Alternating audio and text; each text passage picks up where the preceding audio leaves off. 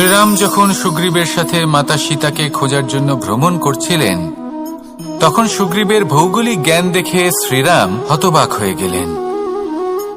তখন সুগ্রীব বললেন যে যখন বালির হাত থেকে উনি পালাচ্ছিলেন, নিজের প্রাণ বাঁচিয়ে পালাচ্ছিলেন, উনি তখন অনেক জায়গায় গেছিলেন, কিন্তু কোথাও যেন উনি যোগ্য আশ্রয় খুঁজে পাচ্ছিলেন না।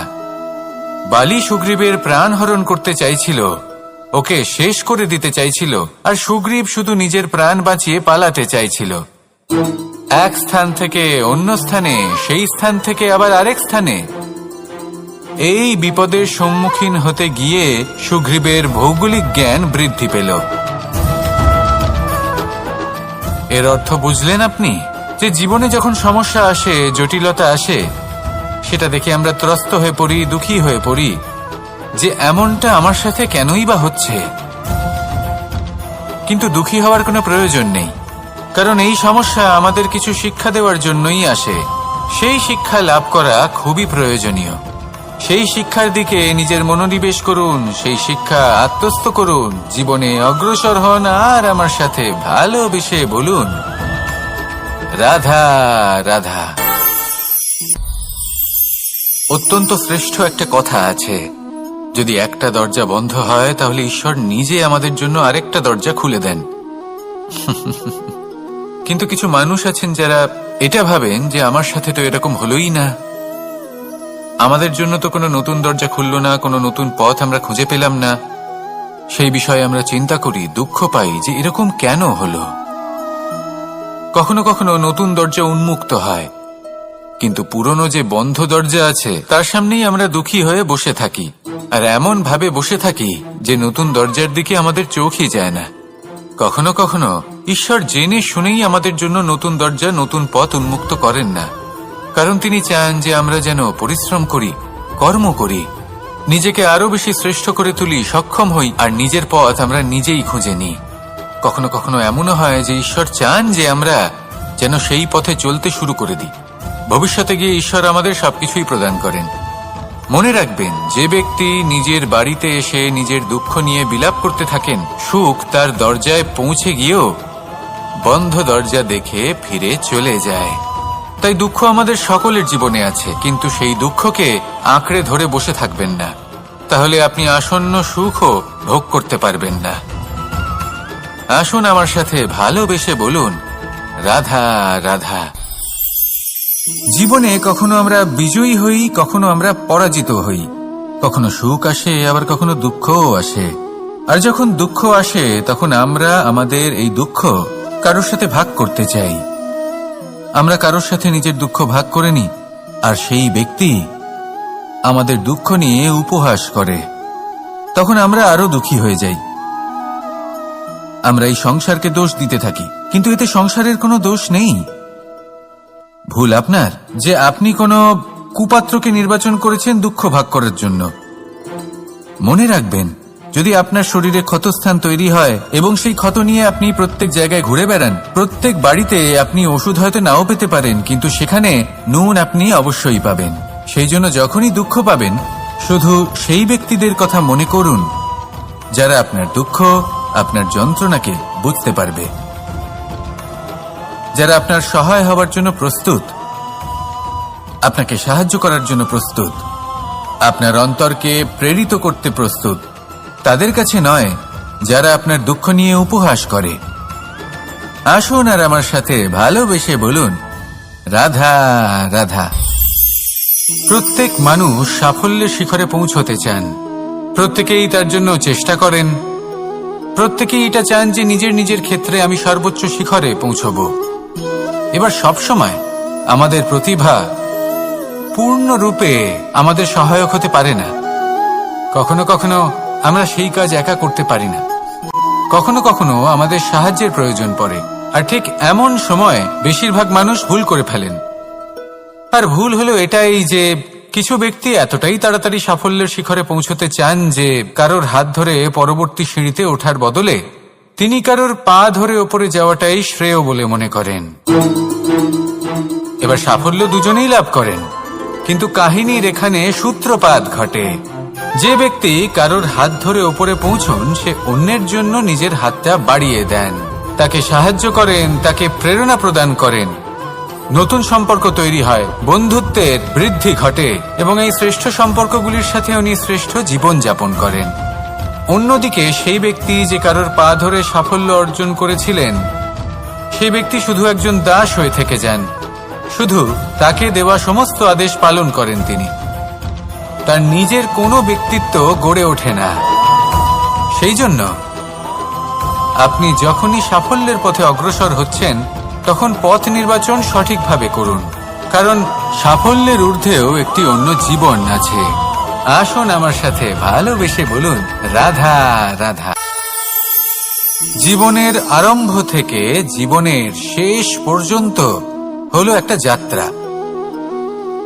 আর এই যে যাত্রা, সেই যাত্রা পথের মাঝেও আমরা অনেক নতুন যাত্রা নির্ধারিত করি, অন্য অনেক লক্ষ্য লাভ করি। এবার প্রশ্ন হলো যে লক্ষ্য বেশি গুরুত্বপূর্ণ নাকি যাত্রা? কেউ বলবে লক্ষ্য বেশি গুরুত্বপূর্ণ, কারণ তার জন্যই আমরা এই যাত্রা স্থির করি। কেউ বলবে যাত্রা বেশি গুরুত্বপূর্ণ, কারণ এই যাত্রা পথে চলতে চলতে আমরা অনেকগুলো শিক্ষা লাভ করি, কর্ম করার জন্য অনেক দিশা খুঁজে পাই। এবার লক্ষ্য এবং যাত্রা এই দুই গুরুত্বপূর্ণ, কিন্তু আরো একটা তথ্য আছে অত্যন্ত গুরুত্বপূর্ণ, যেটা বুঝে নেওয়া খুব প্রয়োজনীয়। আর সেটা হলো আপনার জীবন সাথী। সেই সাথী যে জীবনের সব পদক্ষেপে আপনার সাথে চলবে, আপনার সাথে থাকবে। সেই ব্যক্তির মধ্যে যদি করুণা থাকে, ভালোবাসা থাকে, তাহলে সে আপনাকে সাহায্য করবে, আপনার জন্য আপনার লক্ষ্য নির্ধারণ করবে, আপনাকে জীবনে একটা উচ্চ স্তরে নিয়ে যাবে। কিন্তু যদি সেই ব্যক্তি এর বিপরীত হন, তাহলে কোথাও না কোথাও তাকে পেতে পেতে, তার সাথে থাকতে থাকতে আপনি নিজের লক্ষ্য ত্যাগ করে দেবেন।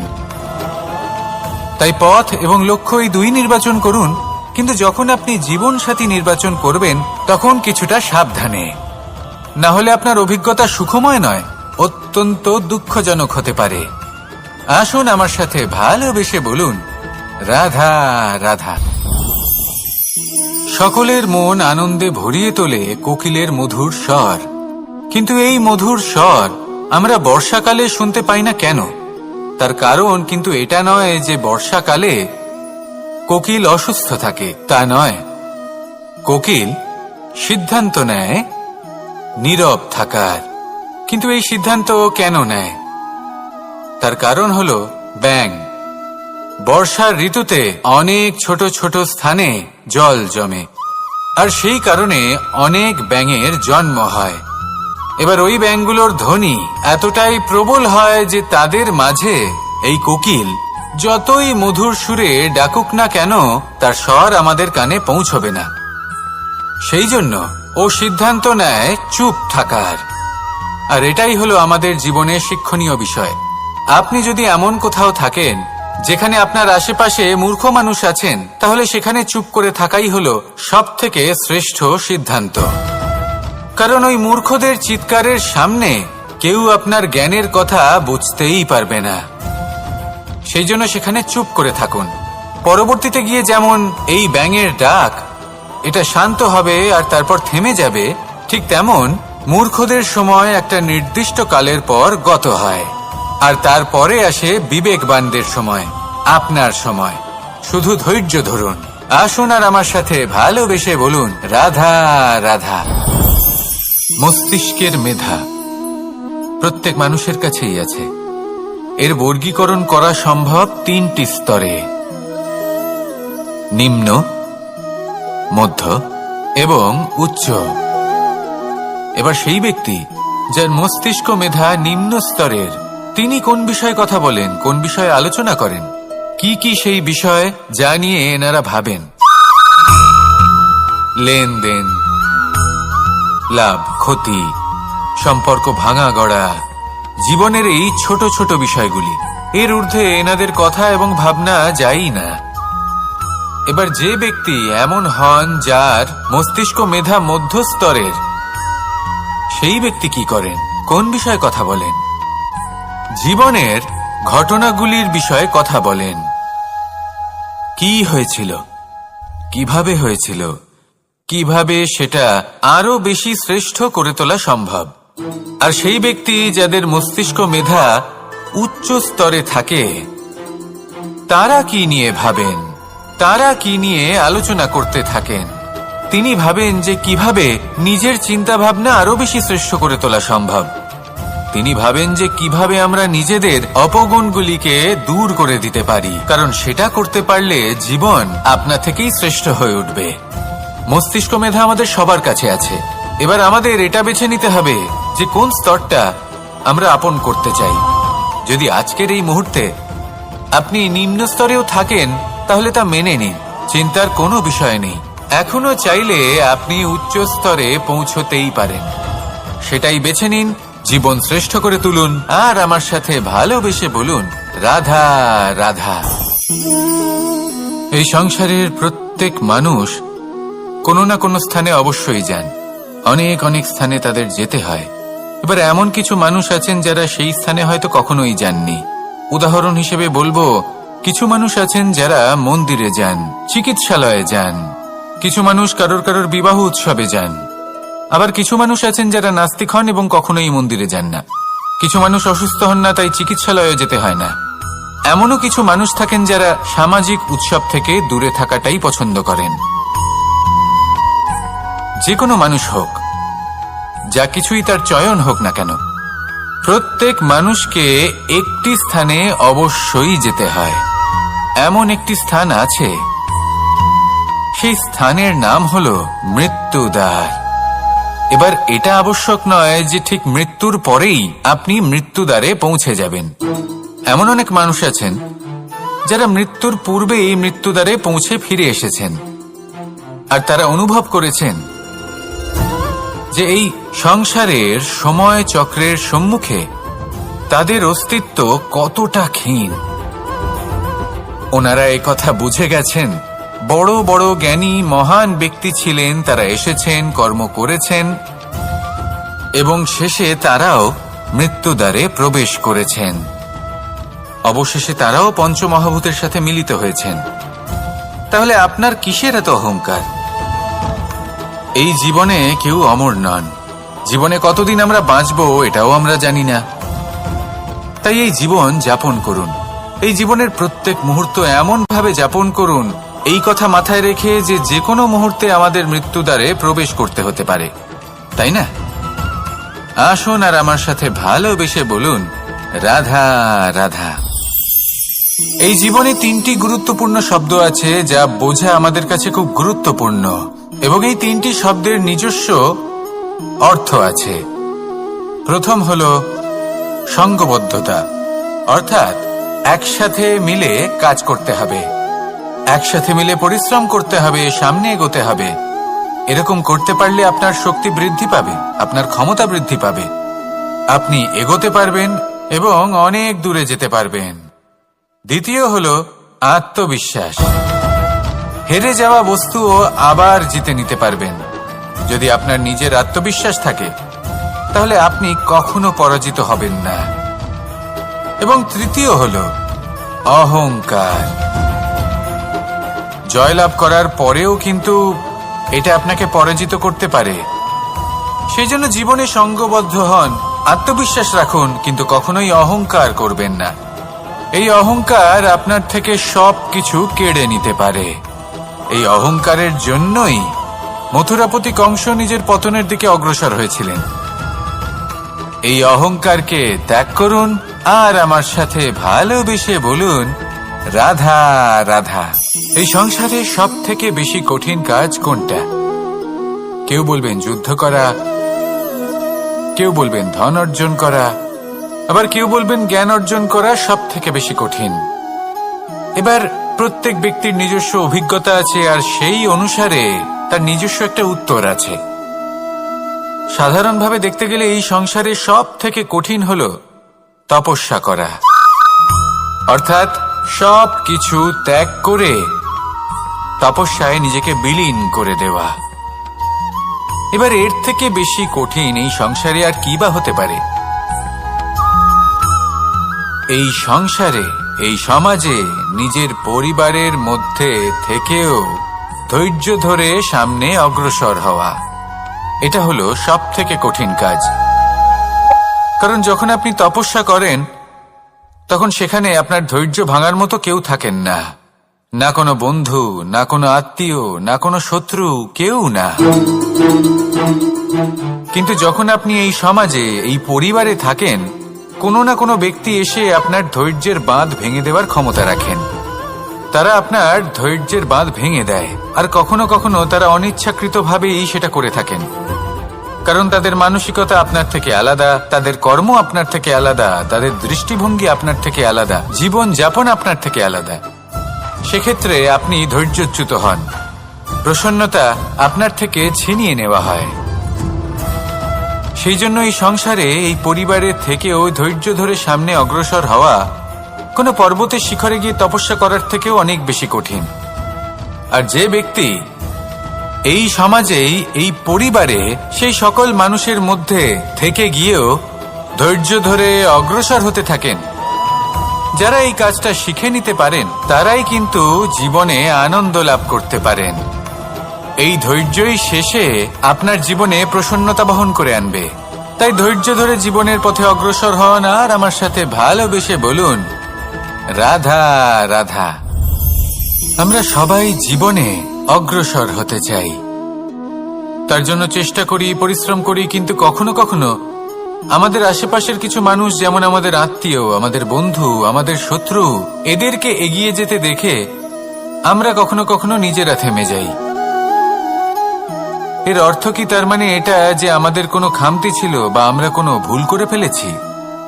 না, বেশিরভাগ সময় আমাদের কোনো ভুল থাকে না, আমাদের কোনো খামতিও থাকে না। শুধু একটা ছোট্ট বিষয় আছে যেটা আমরা বুঝতে পারি না। আমরা চেষ্টা করি অন্যদের জীবনযাত্রা দেখতে। আমরা দেখতে চেষ্টা করি যে তাদের জীবনে তারা কিভাবে এগিয়ে চলেছেন, অগ্রসর হওয়ার জন্য ওনারা কি কি করছেন, আর যা করছেন তাতে ওনারা কিভাবে উপকৃত হচ্ছেন। আমরা চেষ্টা করি তাদের জীবনযাত্রার দিকে তাকানোর, ওনাদের গতিবিধির দিকে নজর দেওয়ার এবং সেটা বুঝতে চেষ্টা করার। সেই জন্যই আমরা পিছিয়ে পড়ি। জীবনে যদি আপনি এগোতে চান তাহলে আপনাকে নিজের নজর সামনের দিকে রাখতে হবে, পদক্ষেপও সেই অনুযায়ী নিয়ে সামনে এগোতে হবে। নিজের গতিবিধি লক্ষ্য করুন, নিজের পরিকল্পনা বিচার করুন, নিজের চেষ্টা, নিজের অভিজ্ঞতার দিকে নজর দিন, আর সেই মতো অগ্রসর হন। এমন কোনো সাফল্য নেই যে আপনি লাভ করতে পারবেন না। আসুন আমার সাথে ভালোবেসে বলুন, রাধা রাধা। এই সংসারে এমন অনেক মানুষ আছেন যারা এটা চান যে সবকিছু তাদের ইচ্ছা অনুসারে চলবে এবং সেই চেষ্টাই করতে থাকেন। কিন্তু সত্যি হলো এটাই যে এই সংসারের নির্মাণ কোনো মানুষ করেনি, এবং সেই জন্য এই সংসার কোনো মানুষের ইচ্ছা অনুসারে চলবে না, বরং মানুষকে সংসারের ইচ্ছা অনুসারে চলতে হবে। যদি আপনার জীবনে এমন কোনো পরিস্থিতি আসে যাতে আপনি হয়তো দুঃখ পেলেন, কষ্ট পেলেন এবং সেটা বদলাতে চান, তাহলে তা বদলানোর চেষ্টা করুন। যদি অসফল হন তাহলে আবার চেষ্টা করুন, নিরন্তর চেষ্টা করুন। কিন্তু যদি না করতে পারেন তাহলে মেনে নিন যে এই পরিস্থিতি বদলানো সম্ভব নয়। সেই পরিস্থিতিকে বদলানোর চেষ্টাকে ত্যাগ করে দিন। যদি চান তাহলে সেই পরিস্থিতি থেকে দূরে চলে যেতে পারেন, কিন্তু নিজেকে প্রসন্ন রাখুন। আপনার এই শরীর, এই মন, এই জীবন আপনি লাভ করেছেন, তাই আপনার কর্তব্য হলো নিজের যত্ন নেওয়া, নিজেকে প্রসন্ন রাখা। আপনি যদি নিজেকে প্রসন্ন রাখেন তাহলেই এই সংসারকে আপনি প্রসন্ন রাখতে চেষ্টা করতে পারবেন। তাহলে প্রসন্ন থাকুন আর মনে এই প্রসন্নতা নিয়ে বলুন, রাধা রাধা। এই হাঁড়িটাকে দেখুন, এই হাঁড়িটা মাটি দ্বারা নির্মিত, আর এই বস্তুটি আমার খুবই প্রিয়। ছোটবেলায় মা এই হাঁড়িতেই মাখন বানিয়ে রাখতেন, কিন্তু যেই আমি সুযোগ পেতাম আমি সেই হাঁড়ি ভেঙে সমস্ত মাখন খেয়ে ফেলতাম। কিন্তু আমার মনে হয় একটা বিশেষ ব্যাপার আছে, যখনই এটার মধ্যে মাখন রাখা হতো তখন মাখন ঠান্ডা হয়ে যেত। আর আমি ভাবতাম এটা কিভাবে সম্ভব হতে পারে, যেখানে এটা নিজেই নির্মিত হয়েছে আগুনে তপ্ত হয়ে।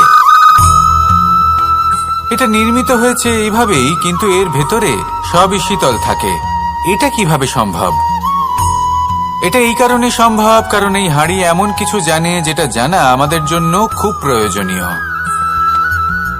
যার জন্ম হয়েছে মাটি থেকে, যার ভবিষ্যৎ হলো মাটি, আর ভেঙে যাওয়ার পরে যা কি সেই মাটিতেই মিশে যেতে হবে, তার নিজের অন্তরে অহংবোধের উত্তাপ ধরে রেখে কি লাভ? এটাই হলো জীবনের একটি সার কথা, যেটা আমাদের সকলকে বুঝতেই হবে, শিখতে হবে, যাপন করতে হবে। আর যখন আপনি উপলব্ধি করবেন যে আপনি নশ্বর, যখন উপলব্ধি করবেন যে আপনার জন্মের আগেও আপনার কোনো অস্তিত্ব ছিল না, আর মৃত্যুর পরেও আপনার কোনো অস্তিত্বই থাকবে না, জীবনে কোনো কিছুই আপনার ছিল না, আজও নেই আর না ভবিষ্যতে কখনো হবে, তখন আপনা থেকেই জন্ম এবং মৃত্যুর মাঝে এই যে সময় থাকে যাকে আমরা জীবন বলি, সেটা আপনি শান্তভাবে যাপন করতে শুরু করবেন। সেই জন্য জীবনে কখনোই অহংকার করবেন না, শুধু শুরু এবং শেষের কথা মনে রাখবেন। তাহলে আজকের এই বর্তমান শান্তিপূর্বক প্রসন্ন চিত্তে যাপন করতে পারবেন এবং এই মন প্রসন্ন হয়ে বলবে রাধা রাধা। আজ আমি আপনাদের একটা কাহিনী শোনাবো। এটা হলো একটা বিশাল আকার বটগাছের এবং একটি নিম গাছের গল্প। এই নিম গাছটা সেই বটগাছের কাছেই অবস্থিত ছিল। একদিন কয়েকজন কাঠুরে বনে প্রবেশ করলেন। তাদের দেখে এই নিম গাছ খুব ভয়ভীত হয়ে পড়ল ও সেই বটগাছের কাছে সাহায্য চাইল। বলল যে, হে বটগাছ, আমাকে সাহায্য করুন, আপনার এই শাখা প্রশাখা দ্বারা আমাকে ঢেকে রাখুন, যাতে এই কাঠুরেরা আমাকে দেখতে না পান আর আমি বেঁচে যাই। কিন্তু সেই বটগাছ ছিল অসম্ভব অহংকারী। নিজের অহংকারে সে মত্ত হয়েছিল। সে না ওকে উত্তর দিল আর না ওকে সাহায্য করল। সেই কাঠুরেগণ এলেন, নিম গাছটা কাটলেন আর চলে গেলেন। কিছুদিন পরে আবার সেই কাঠুরেগণ সেই বনে এলেন আর এইবার তাদের কুঠার দ্বারা বটগাছে আঘাত করতে শুরু করলেন। এই প্রহার সহ্য করতে করতে বটগাছটি দেখল ও বুঝতে পারল যে সেই কুঠারগুলি নির্মিত হয়েছে সেই নিম গাছের ডাল দিয়েই। এবার এই ভুলটাই বেশিরভাগ মানুষই করে বসেন, বিশেষ করে তখন যখন তার কাছে শক্তি থাকে, সাফল্য আসে।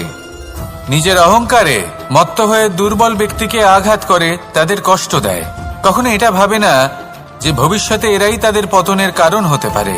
তাই যদি আপনার কাছে শক্তি থাকে আর আপনি সাফল্য লাভ করতে থাকেন, তাহলে নিজেকে শান্ত করুন এবং এই অহংকারকে ত্যাগ করুন। যদি কেউ দুর্বল হয় তাহলে তাকে আঘাত করবেন না, তাকে কষ্ট দেবেন না, বরং তাকে সাহায্য করুন, পারলে তাকে রক্ষা করুন। আসুন আর আমার সাথে ভালোবেসে বলুন রাধা রাধা।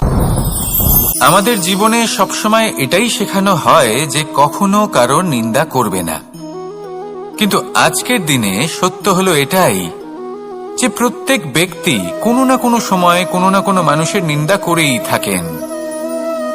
এবার আপনি কারোর নিন্দা করলে সবসময় এর অর্থ এটা নয় যে আপনার মন মলিন। কখনো কখনো এমন কিছু পরিস্থিতির জন্ম হয়, কিছু ব্যক্তি আমাদের এমন দুঃখ দেন যে সেই দুঃখের বশে আমরা নিন্দা করতে শুরু করি।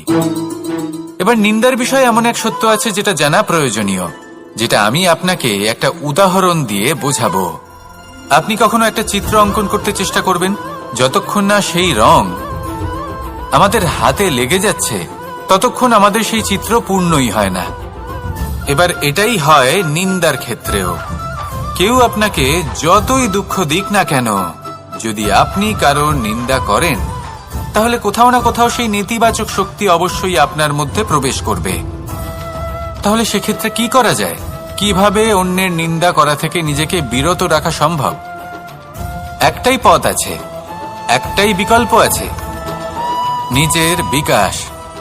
নিজের বিকাশের পথে অগ্রসর হতে থাকুন। নিজের কাজে এতটাই নিমজ্জিত হয়ে যান যে কারো নিন্দা করার মতো কোনো সময় যেন আপনার হাতে না থাকে।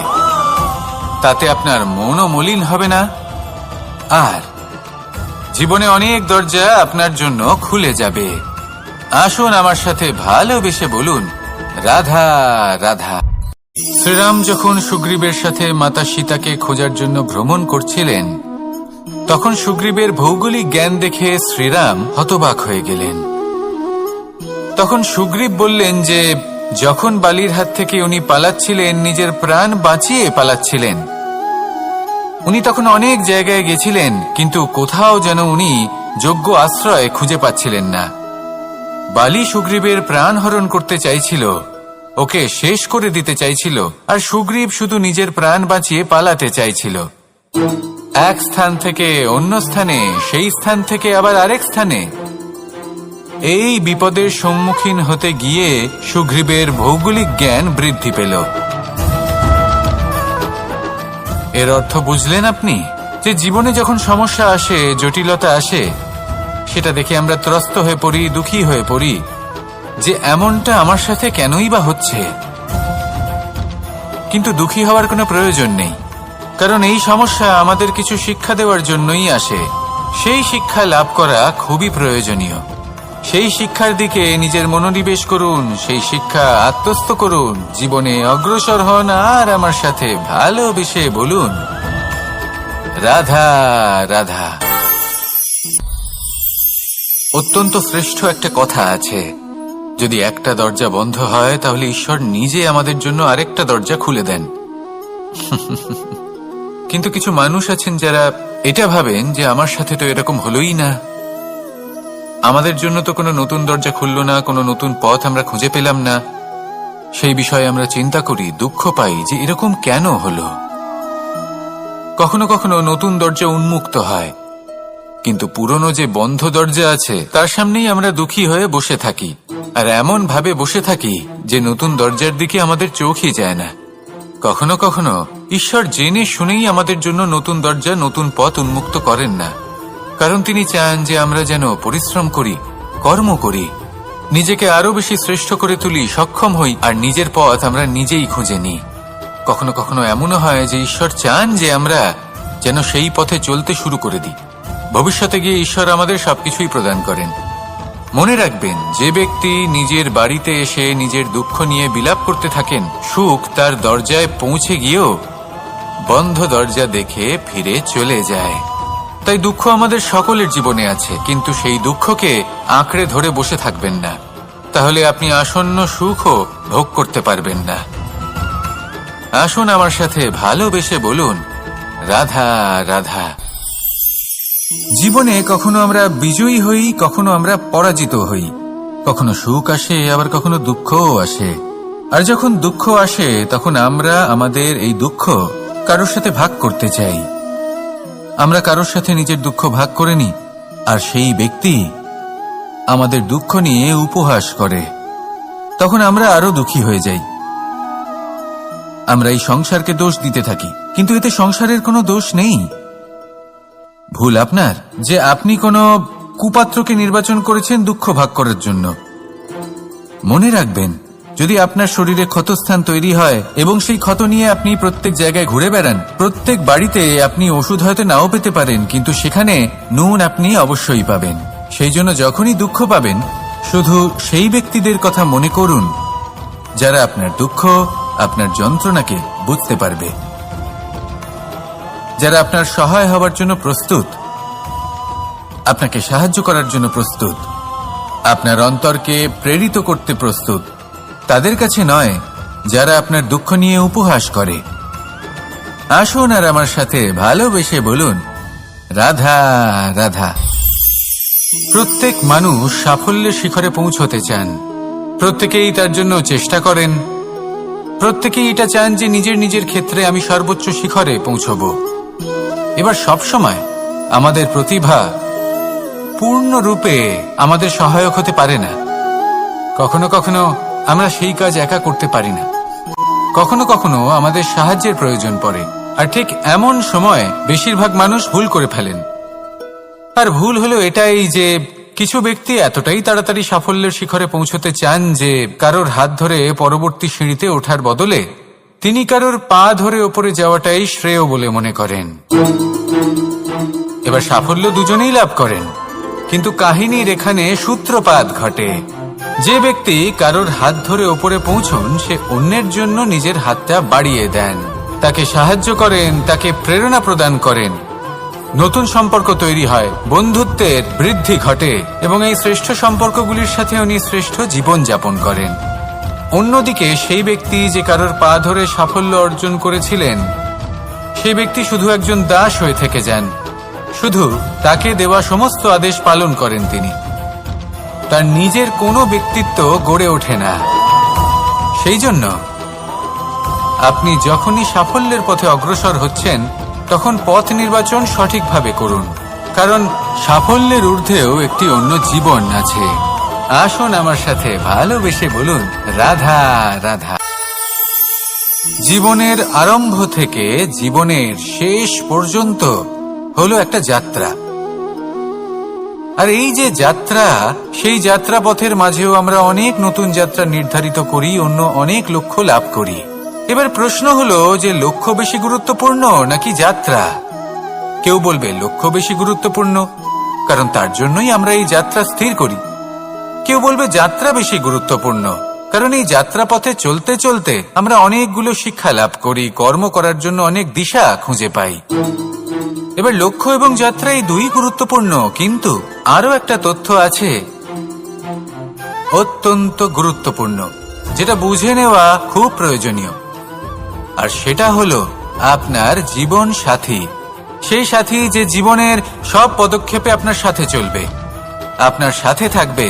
সেই ব্যক্তির মধ্যে যদি করুণা থাকে, ভালোবাসা থাকে, তাহলে সে আপনাকে সাহায্য করবে, আপনার জন্য আপনার লক্ষ্য নির্ধারণ করবে, আপনাকে জীবনে একটা উচ্চ স্তরে নিয়ে যাবে। কিন্তু যদি সেই ব্যক্তি এর বিপরীত হন, তাহলে কোথাও না কোথাও তাকে পেতে পেতে, তার সাথে থাকতে থাকতে আপনি নিজের লক্ষ্য ত্যাগ করে দেবেন। তাই পথ এবং লক্ষ্য এই দুই নির্বাচন করুন, কিন্তু যখন আপনি জীবন সাথী নির্বাচন করবেন তখন কিছুটা সাবধানে, না হলে আপনার অভিজ্ঞতা সুখময় নয়, অত্যন্ত দুঃখজনক হতে পারে। আসুন আমার সাথে ভালোবেসে বলুন, রাধা রাধা। সকলের মন আনন্দে ভরিয়ে তোলে কোকিলের মধুর স্বর, কিন্তু এই মধুর স্বর আমরা বর্ষাকালে শুনতে পাই না কেন? তার কারণ কিন্তু এটা নয় যে বর্ষাকালে কোকিল অসুস্থ থাকে, তা নয়। কোকিল সিদ্ধান্ত নেয় নীরব থাকার, কিন্তু এই সিদ্ধান্ত কেন নেয়? তার কারণ হলো ব্যাঙ।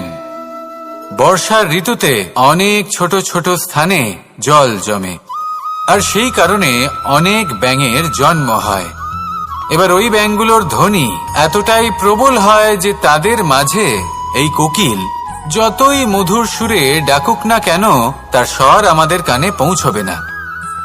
সেই জন্য ও সিদ্ধান্ত নেয় চুপ থাকার। আর এটাই হলো আমাদের জীবনে শিক্ষণীয় বিষয়।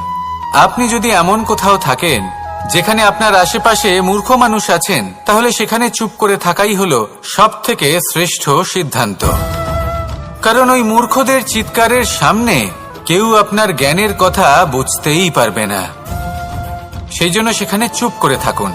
পরবর্তীতে গিয়ে যেমন এই ব্যাঙের ডাক, এটা শান্ত হবে আর তারপর থেমে যাবে, ঠিক তেমন মূর্খদের সময় একটা নির্দিষ্ট কালের পর গত হয়, আর তারপরে আসে বিবেকবানদের সময়, আপনার সময়। শুধু ধৈর্য ধরুন। আসুন আর আমার সাথে ভালোবেসে বলুন, রাধা রাধা। মস্তিষ্কের মেধা প্রত্যেক মানুষের কাছেই আছে। এর বর্গীকরণ করা সম্ভব তিনটি স্তরে: নিম্ন, মধ্য এবং উচ্চ। এবার সেই ব্যক্তি যার মস্তিষ্ক মেধা নিম্ন স্তরের, তিনি কোন বিষয়ে কথা বলেন, কোন বিষয়ে আলোচনা করেন, কি কি সেই বিষয় যা নিয়ে এনারা ভাবেন? লেনদেন, লাভ ক্ষতি, সম্পর্ক ভাঙা গড়া, জীবনের এই ছোট ছোট বিষয়গুলি। এর ঊর্ধ্বে এনাদের কথা এবং ভাবনা যায়ই না। এবার যে ব্যক্তি এমন হন যার মস্তিষ্ক মেধা মধ্যস্তরের, সেই ব্যক্তি কি করেন, কোন বিষয়ে কথা বলেন? জীবনের ঘটনাগুলির বিষয়ে কথা বলেন। কি হয়েছিল, কিভাবে হয়েছিল, কিভাবে সেটা আরো বেশি শ্রেষ্ঠ করে তোলা সম্ভব। আর সেই ব্যক্তি যাদের মস্তিষ্ক মেধা উচ্চ স্তরে থাকে, তারা কি নিয়ে ভাবেন, তারা কি নিয়ে আলোচনা করতে থাকেন? তিনি ভাবেন যে কিভাবে নিজের চিন্তা ভাবনা আরো বেশি শ্রেষ্ঠ করে তোলা সম্ভব। তিনি ভাবেন যে কিভাবে আমরা নিজেদের অপগুণগুলিকে দূর করে দিতে পারি, কারণ সেটা করতে পারলে জীবন আপনা থেকেই শ্রেষ্ঠ হয়ে উঠবে। মস্তিষ্ক মেধা আমাদের সবার কাছে আছে। এবার আমাদের এটা বেছে নিতে হবে যে কোন স্তরটা আমরা আপন করতে চাই। যদি আজকের এই মুহূর্তে আপনি নিম্ন স্তরেও থাকেন, তাহলে তা মেনে নিন, চিন্তার কোনো বিষয় নেই। এখনো চাইলে আপনি উচ্চ স্তরে পৌঁছতেই পারেন। সেটাই বেছে নিন, জীবন শ্রেষ্ঠ করে তুলুন, আর আমার সাথে ভালোবেসে বলুন, রাধা রাধা। এই সংসারের প্রত্যেক মানুষ কোনো না কোনো স্থানে অবশ্যই যান। অনেক অনেক স্থানে তাদের যেতে হয়। এবার এমন কিছু মানুষ আছেন যারা সেই স্থানে হয়তো কখনোই যাননি।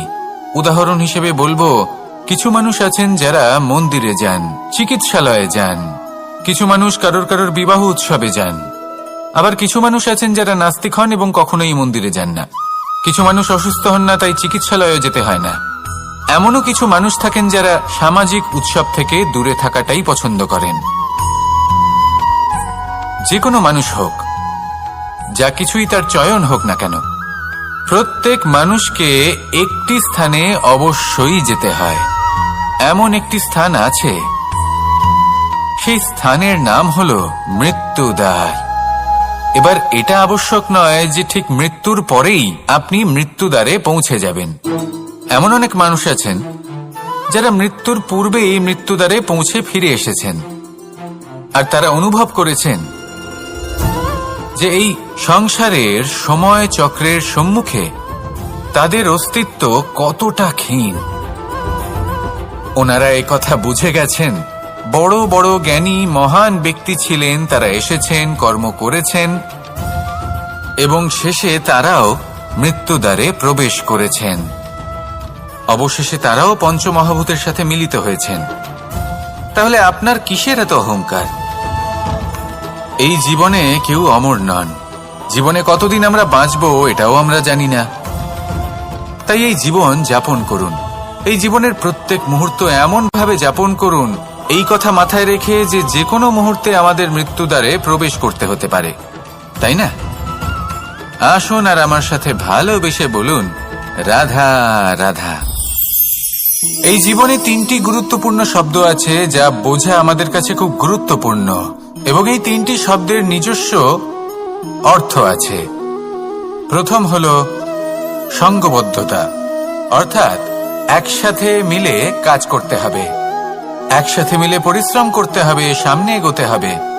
এরকম করতে পারলে আপনার শক্তি বৃদ্ধি পাবে, আপনার ক্ষমতা বৃদ্ধি পাবে, আপনি এগোতে পারবেন এবং অনেক দূরে যেতে পারবেন। দ্বিতীয় হলো আত্মবিশ্বাস। হেরে যাওয়া বস্তুও আবার জিতে নিতে পারবেন। যদি আপনার নিজের আত্মবিশ্বাস থাকে, তাহলে আপনি কখনো পরাজিত হবেন না। এবং তৃতীয় হলো অহংকার। জয়লাভ করার পরেও কিন্তু এটা আপনাকে পরাজিত করতে পারে। সেই জন্য জীবনে সঙ্গবদ্ধ হন, আত্মবিশ্বাস রাখুন, কিন্তু কখনোই অহংকার করবেন না। এই অহংকার আপনার থেকে সবকিছু কেড়ে নিতে পারে। এই অহংকারের জন্যই মথুরাপতি কংস নিজের পতনের দিকে অগ্রসর হয়েছিলেন।